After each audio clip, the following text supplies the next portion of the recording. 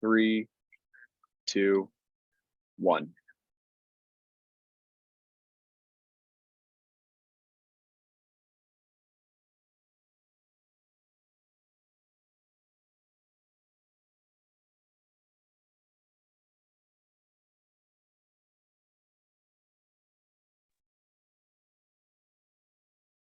Good afternoon, and thank you all for joining us today for this recorded discussion on the Colorado state government option.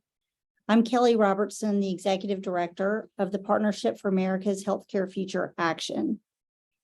Action has a presence in a number of states around the country, including crucially in Colorado, where we work to convene stakeholders who care about improving our current healthcare system by building on what's working, not starting over. We work to educate Colorado policymakers and the Colorado public while advocating for lower costs, protecting patient choice, expanding access, improving quality, and fostering innovation. Well, we believe that whether it's called Medicare for All, single payer, or the public option, or the Colorado option, a one-size-fits-all approach to healthcare will not help us achieve these goals. Following the Division of Insurance's recent cancellation of all previously scheduled Colorado option carrier hearings, DOI's hearings to solicit public comments on the law are scheduled to take place today already and tomorrow. For today's session, we invited Donna Novak of NovaRest Actuarial Consulting to present the actuarial analysis of the Colorado public option here for the media.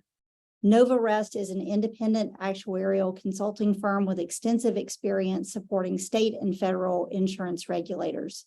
Donna has over 40 years of experience and is the leader of NovaRest Consulting.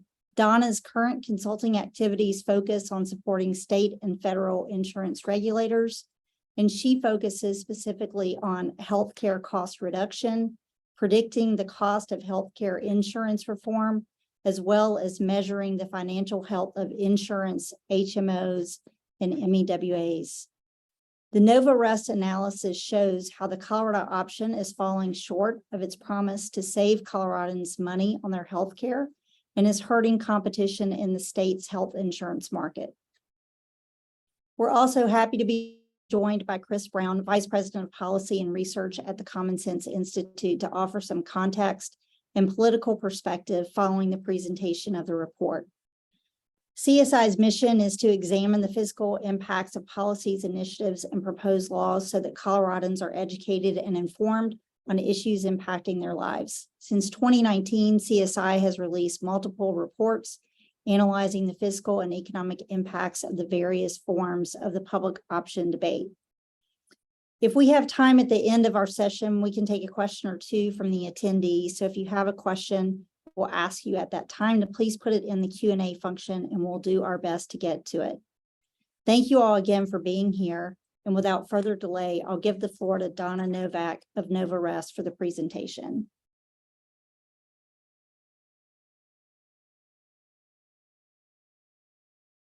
Thank you, Kelly. I'm just waiting for the PowerPoint presentation to come up.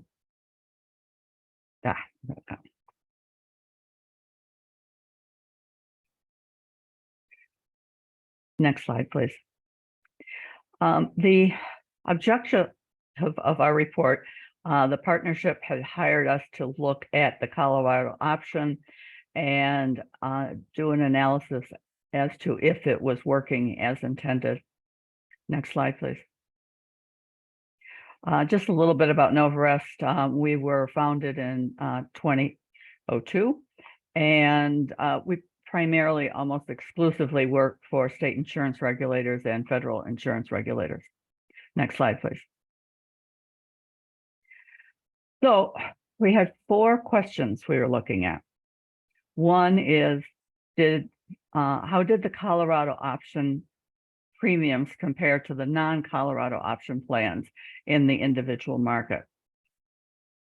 Then the next question was the 5% premium reduction compared to the 2021 rates. Was that met? And can future reductions be met? Third question was, has the Colorado option plan the 15% non-benefit expense load for the option plans and the 2% cap on all plans increase or decrease competition and consumer choice in the Colorado individual ACA market? And the final question was, how do the federal pass-through savings and premium tax credits impacted under the Colorado option or the ACA 1332 waiver? Next slide, please. So for the first question, how do the Colorado option plan premiums compare to the non-Colorado option plan? So in 2023, the consumers in most counties would have a better premium or more premium savings if they took the lowest premium plan, but that was not the Colorado option plan. So the Colorado option plan did not decrease premiums in those situations where it wasn't the lowest. Next slide, please. So as far as the premiums compared to the non-premiums, the non-Colorado option premiums, the non-Colorado option premiums were the lowest in 60 of 64 counties for bronze. That's about 94%. And then 54 of 64 counties for the silver tier. That's about 84%. Then about half of the counties in the gold tier. And this is all looking at on exchange. So when we look at on exchange, the Colorado option plan was not the lowest in most counties. Next slide, please. Now, if we look at the off exchange as well as the on exchange, have pretty much the same situation in the bronze and the gold, but all of the counties, or 64 of them, would have a better silver rate than the Colorado option. And just to point out the importance of these different metal tiers, silver and bronze make up about 89% of the individual market. Next slide, please.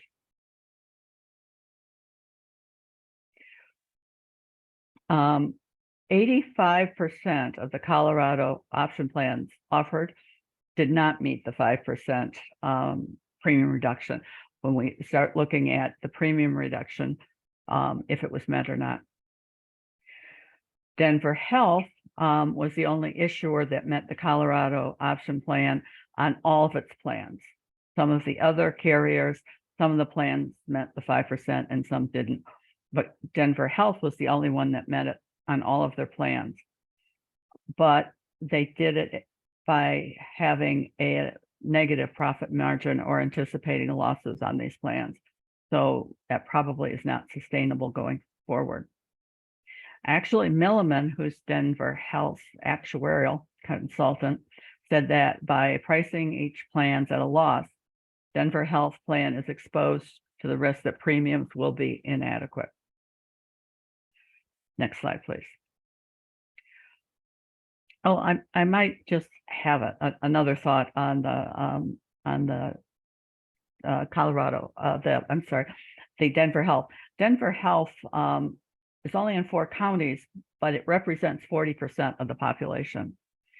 And Denver Health has been having a weakening financial position. So I thought that would be important to say. So if the Colorado option plan could not meet a 5% reduction, it's very unlikely that it's going to be able to meet the 10% reduction in 2024 and 15% reduction in 2025. I think that's just logic. Next slide, please. So we also wanted to look at the provider situation, because the big part of the Colorado option was to reduce the fees that are paid to the providers.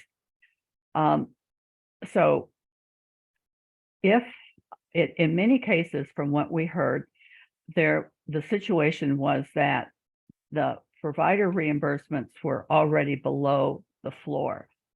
And therefore the commissioner wouldn't be able to require any further reductions. In fact, many of the hospitals and provider rates were already below the floor. So next slide, please.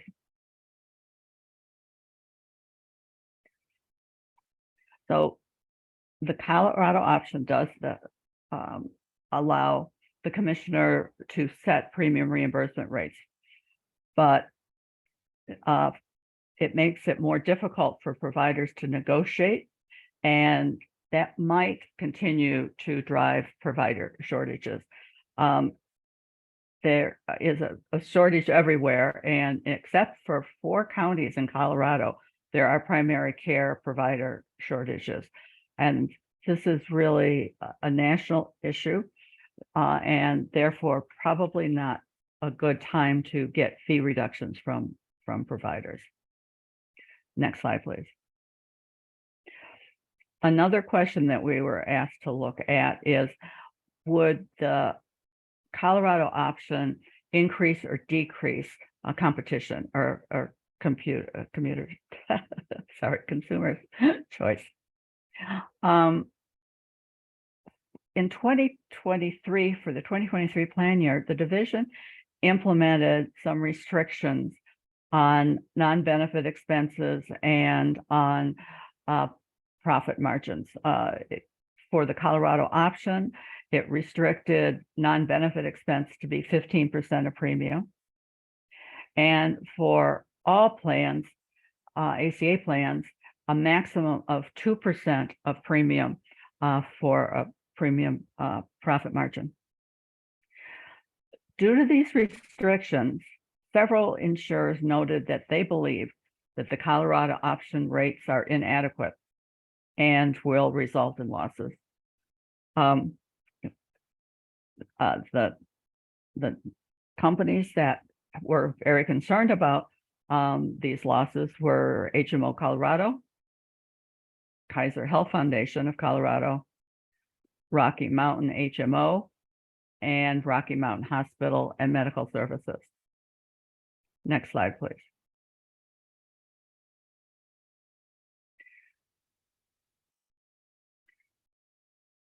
It appears that some of these restrictions actually are reducing competition in the market.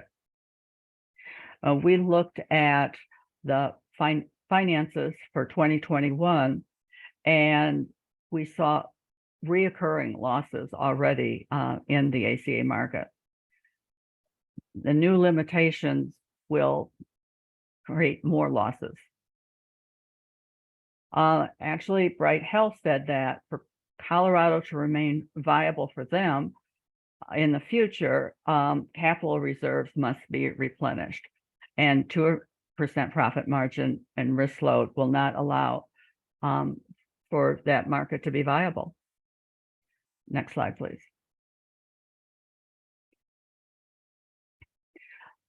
I also like to mention that not only were some carriers that were in Colorado concerned, but the concern would also be any carriers considering coming into the market. It would decrease the attractiveness of moving into the Colorado market. A federal pass-through savings and premium tax credits. In the areas where the Colorado option lowered the second lowest silver, there will be a more federal pass-through because as the ACA 1332 waiver reduces the pass-through money that the government, the tax credit money that the government has to pay, they will provide that income as pass-through dollars to Colorado. Was relatively small, but in some counties, it was more than in others. So one of the impacts of lowering the second lowest silver, besides increasing the federal pass-through, is it lowers the amount of premium tax credit that are available for individuals in Colorado to purchase insurance. And that's why the federal government is increasing the pass-through, is because the amount of premium tax credits they have to pay are less. And that means that the individuals who use that pass-through in order to fund their health insurance will have less. Next slide, please. So we have 4 conclusions.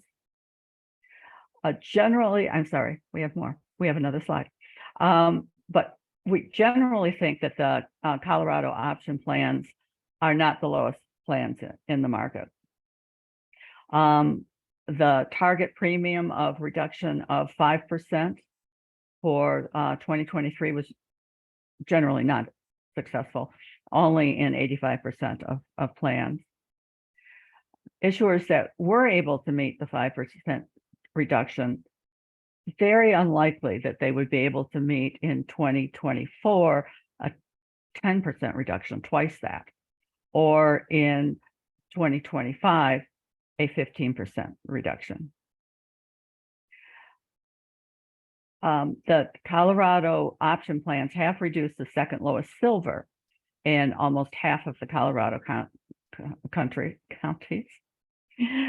While this could generate federal pass-through dollars, it lowers the premium tax credit available to individuals to purchase coverage other than the second lowest silver premium plan. Next slide, please.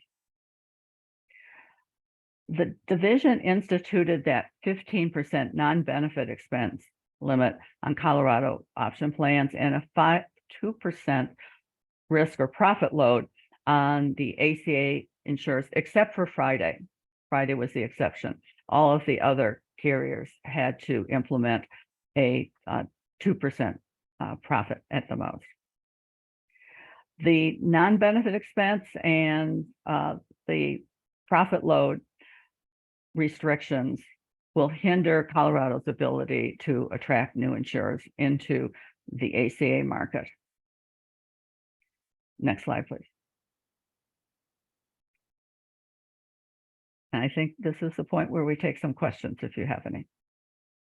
Actually, Donna, thanks so much for your insight. Now we're going to turn this to Chris Brown. Okay. So he can offer some additional context and commentary. And then if we have time at the end, we'll take some Q&A. Thanks so much. Great, thank you very much. And I'll be very brief. Again, Chris Brown, Vice President of Policy and Research with the Common Sense Institute. We're a 501c3 nonprofit, nonpartisan research organization.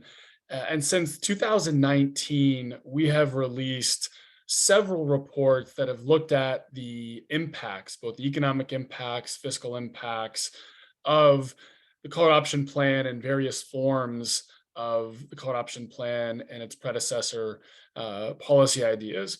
Our analysis has tried to convey a very simple idea and piece of the impact that we are now ultimately seeing bear out.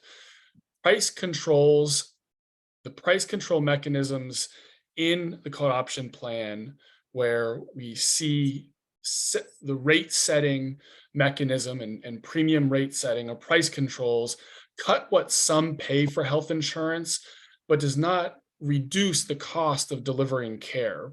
You know, ultimately, if these plans remain and continue to offer significantly reduced premiums, and given what Ms. Novak has just said, assuming they can remain solvent or actuarially sound, they will force providers to either cut costs in a way that impacts quality and access, or adds more pressure on providers to recoup losses from Colorado Option payers by increasing costs on the remaining commercial market, largely employers and the remaining individual market to the extent there is. So Interestingly, based on the remarks just heard, we're also seeing a third scenario play out where insurance companies are taking on significantly higher risk. And what I wanted to add and just provide some further context is while we did see we have seen the hearings for this year ultimately postponed, we do think that the full impacts and the larger impacts of this measure really have yet to bear out.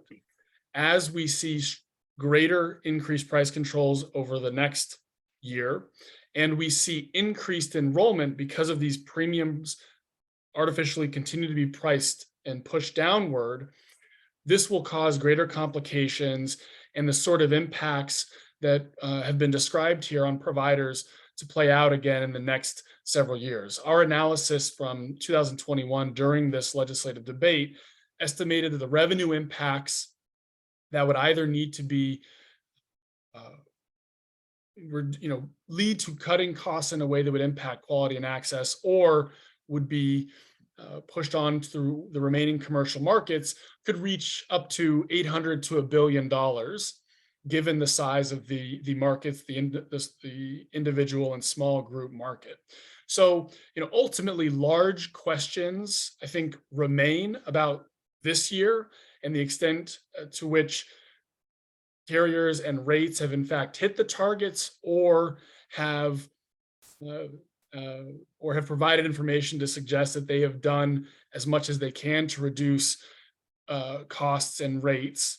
But large questions remain, and the impacts ultimately are yet to come. So for the sake of Colorado voters, for the sake of healthcare going forward, we think that these important questions need to be answered, and the financial and economic impacts need to be deeply understood, or as enrollment grows and as the risk on these plans grows, the problems and economic problems down the road will only continue to grow as well. So thank you for your time and the opportunity to speak here and share our work. And again, be happy to take questions relevant to our work and my remarks. Thank you. Hey, thanks, Chris, for your valuable insight, and Donna as well. It does look like we have a few minutes remaining, so we can open it up to just a couple of questions from the attendees. We'll start with a few that came in advance as others put their questions in the Q&A function. Chris, we noted that DOI had a public hearing earlier today, and we've seen officials from the Division of Insurance make the case that the cancellation of the earlier, they vacated the earlier carrier hearings, that is proof of the law's success in reducing prices. What are your thoughts on that? Well, first, as an organization that studies economics and studies markets, I think it's generally not a positive that government is suggesting that by not having a trial that this is an improvement in the market. But secondly, and I think importantly, we don't know yet. At the moment, we don't have the information to truly understand the final rates and exactly the underlying information that we required to answer that question. So, the moment we don't know, and I guess secondly, I don't think this is entirely the market mechanism that we want to use in the long run to ensure that healthcare is affordable and quality and access is as high as it possibly can be. Thanks, Chris. That's helpful. Donna, a question came in for you, which I think you began to touch on during your presentation. Given that the NovaRest report states that Denver Health was the only issuer to meet the premium reduction requirements for its plans, only doing so by pricing their Colorado option plan at a loss, what do you think that means for the law sustainability in future years? Yeah. the Colorado option, I'm sorry, Denver Health was the only company that met the 5% on all of their plans. There were some carriers that met it on other plans. The problem with Denver Health was that it's ending up having a loss on all of those plans. So if two things could happen, one, that they don't sell very much, and then the Colorado option doesn't have much of an impact. Other option is that they attract a lot of membership and end up with increased losses because of that. So obviously those losses aren't sustainable.